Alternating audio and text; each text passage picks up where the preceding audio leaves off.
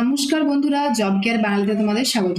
তো প্রত্যেক সপ্তাহের মতন এই সপ্তাহেও আমরা কর্মসংস্থান পেপার নিয়ে তোমাদের কাছে হাজির হয়েছি। তো তোমরা দেখতেই পাচ্ছ, এটি 23শে নভেম্বর 2024 শনিবারের কর্মসংস্থান পেপার।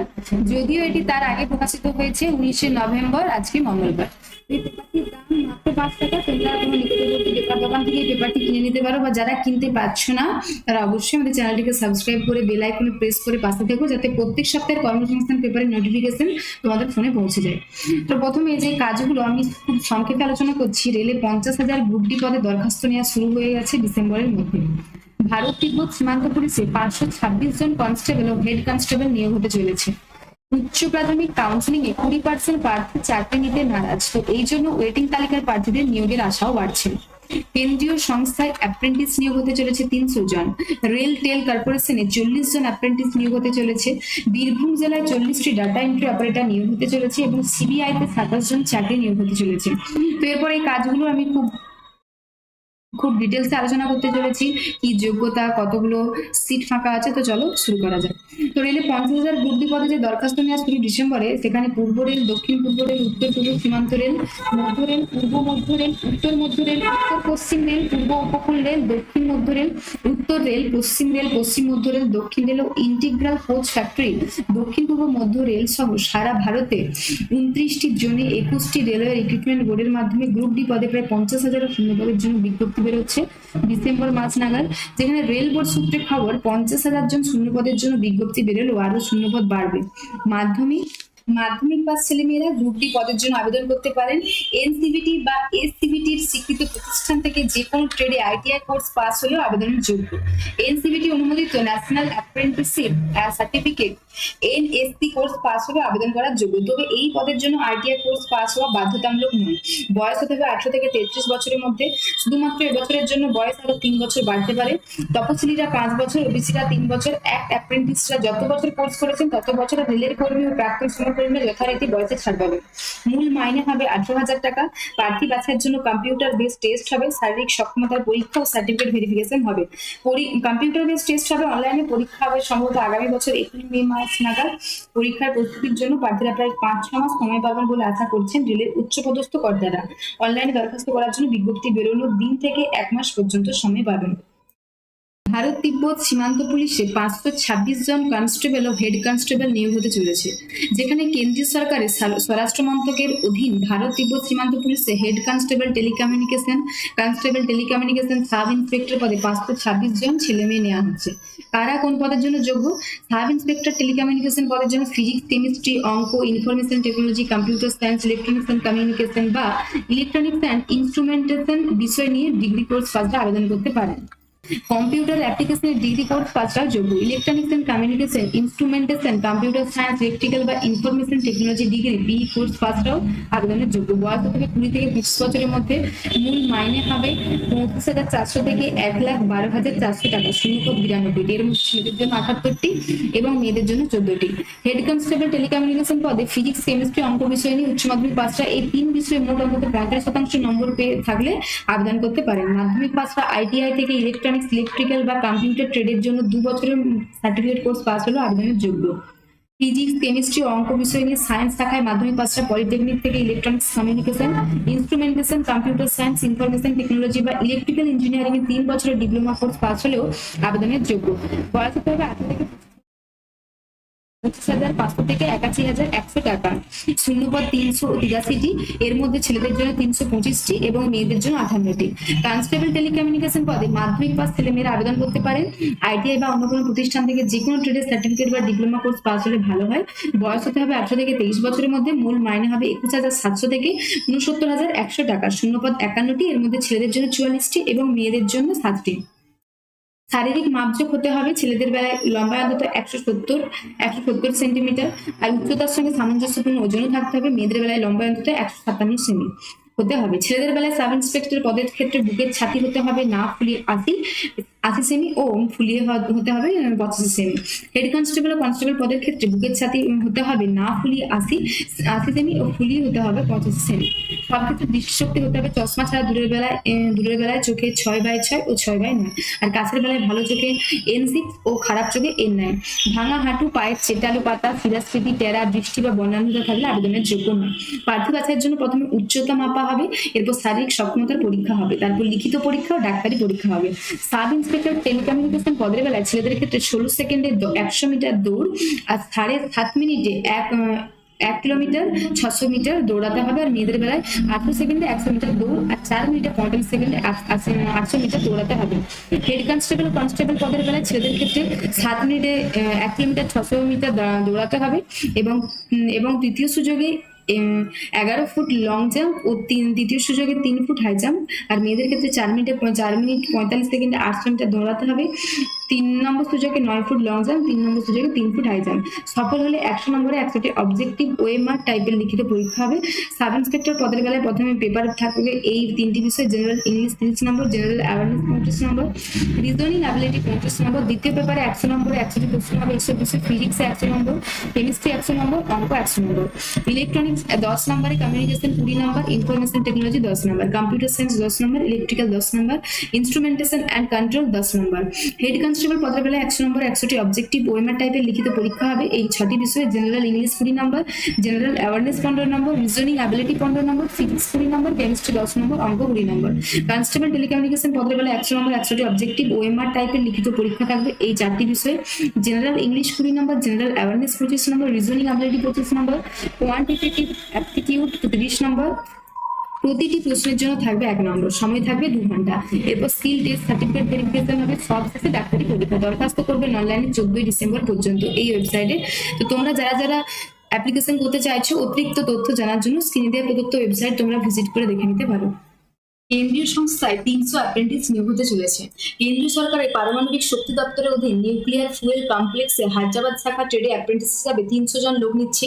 মাধ্যমিক পাসরা আইটিআই থেকে fitter, turner, electrician, machinist, attendant operator, chemical plant বা chemical plant operator, instrument mechanic, electronics mechanics, laboratory assistant, motor mechanic, draftsman, computer operator and programming assistant, diesel mechanic, carpenter, plumber, welder, stenographer ট্রেডের certificate course পাসরা সংশ্লিষ্ট ট্রেডের জন্য যোগ্য।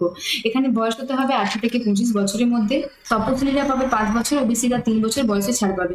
Stipend computer operator and programming assistant, diesel mechanic, carpenter, plumber, welder, stenographer ট্রেডে মাসে 7,700 টাকা ও fitter, turner, electrician, machinist, attendant operator বা chemical plant operator, instrument mechanic, electronics mechanics, laboratory assistant, motor mechanic, draftsman ট্রেডে মাসে 8,050 টাকা পাবে। শূন্যপদ ফিটার পদে 95টি এবং টার্নার পদে 22টি, ইলেকট্রিশিয়ান পদে 30টি, মেশিনিস্ট পদে 17টি, অ্যাটেন্ডেন্ট অপারেটর বা কেমিক্যাল প্ল্যান্ট অপারেটর 7টি, ইনস্ট্রুমেন্ট মেকানিকে 11টি, ইলেকট্রনিক্স মেকানিকে 18টি, ল্যাবরেটরি অ্যাসিস্ট্যান্টদের 10টি, মোটর মেকানিকে 3টি, ড্রাফটসম্যান মেকানিক্যালে 2টি, কম্পিউটার অপারেটর অ্যান্ড প্রোগ্রামিং অ্যাসিস্ট্যান্টদের 47টি শূন্যপদ আছে। ডিজেল মেকানিকে 4টি, কার্পেন্টারের 4টি, প্লাম্বারের 4টি, ওয়েল্ডারের 24টি, স্টেনোগ্রাফের 2টি। এই পদের বিজ্ঞপ্তি নাম্বার এখানে দেওয়া আছে। শিক্ষাগত যোগ্যতা পাওয়া নম্বর দেখে বাছাই প্রার্থীরা মেধা তালিকা তৈরি হবে।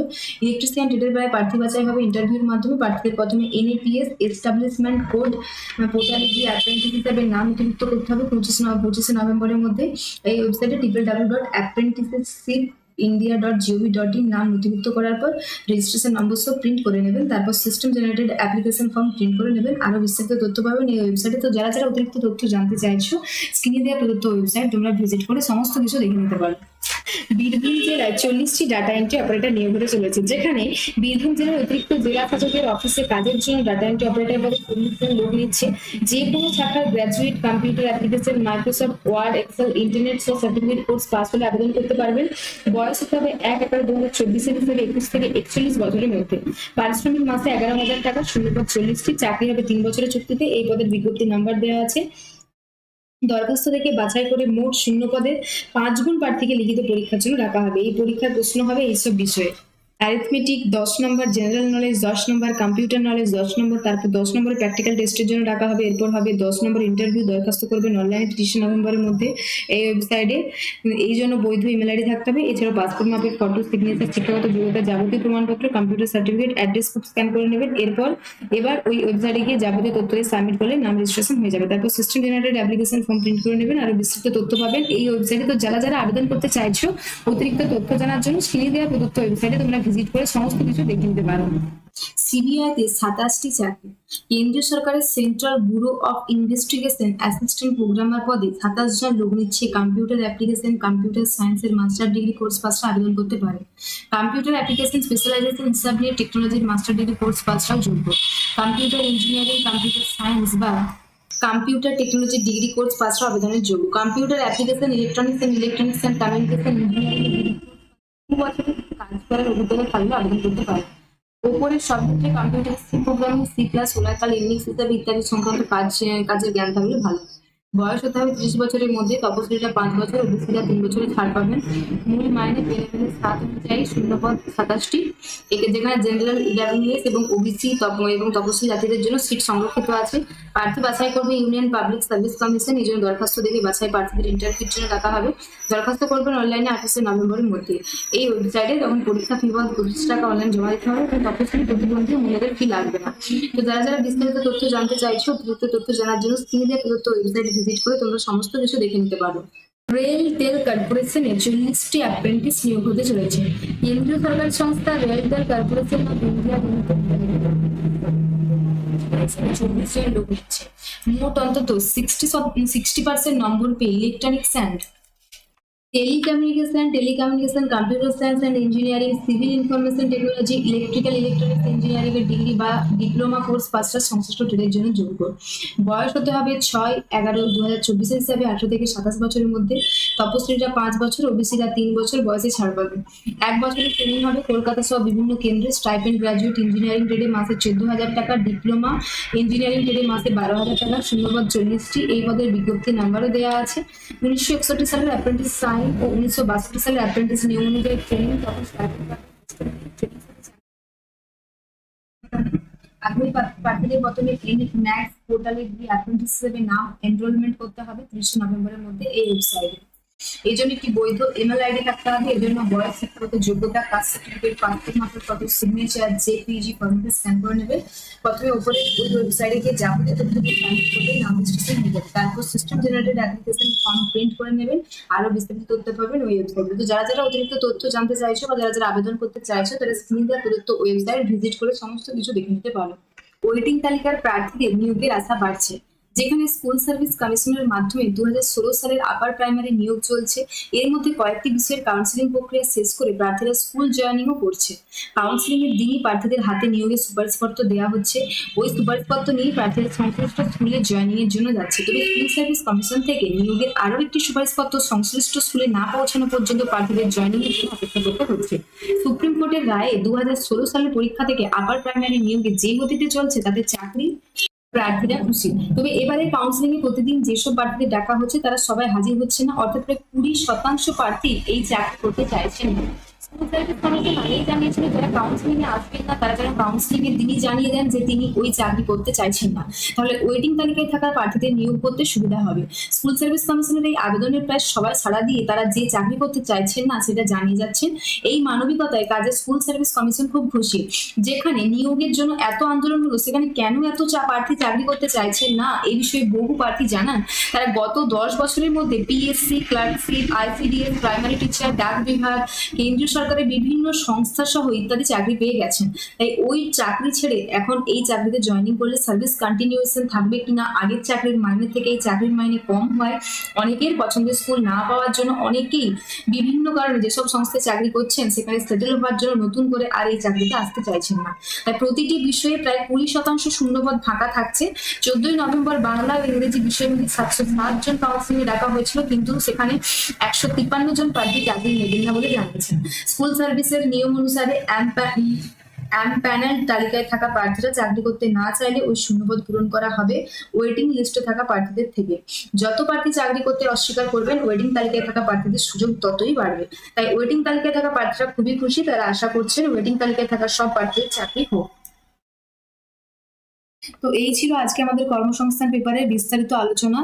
আবারও আমরা 23শে নভেম্বর 2024 অর্থাৎ এর কিছুদিন পরে কর্মসংস্থান পেপারটি আরো কিছু অংশ তোমাদের কাছে তুলে ধরবো। তো ভিডিওটি যদি তোমাদের কাছে ইনফরমেটিভ হয়ে থাকে, ভিডিওটিকে অবশ্যই লাইক প্রদান করে দিও এবং অবশ্যই কমেন্ট সেকশনে যদি তোমাদের কোনো কোয়ারি থাকে কমেন্ট করে দিও। আর যাতে পরবর্তী ভিডিও নোটিফিকেশন পাও, তাহলে আমাদের চ্যানেলটিকে সাবস্ক্রাইব করে বেল আইকনে অবশ্যই প্রেস করে আমাদের পাশে থেকো।